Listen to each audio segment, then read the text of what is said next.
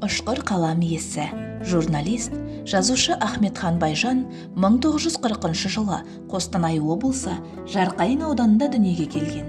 1966 жылы Қазақ мемлекеттік университетінің журналистика факультетін бітірген соң, еңбек жолын Қостанай облыстық коммунизм таң газетінде жауапты хатшы, Торғай облыстық Торғай таң газетінде редактор болып бастайды.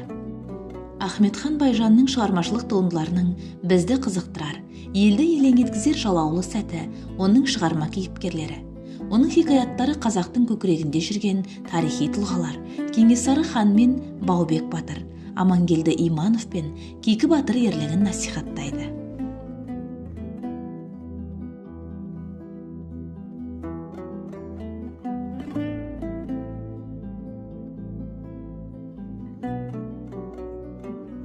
Жазушы кітабының бір бөлімі Кенесары хан мен Баубек батырдың Орыс империясының отаршылдық саясатына қарсы күресіне арналса, екінші бөлімінде Амангелді Иманов пен Кейкі батырдың қилы тағдыры, аңызға бергісіз ерліктері баяндалады.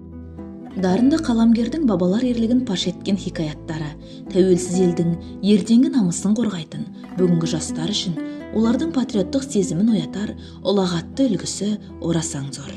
Жазушының қаламынан шыққан әрбір туындыда ерекше құдіретті күш, терең рухани мағына жатыр.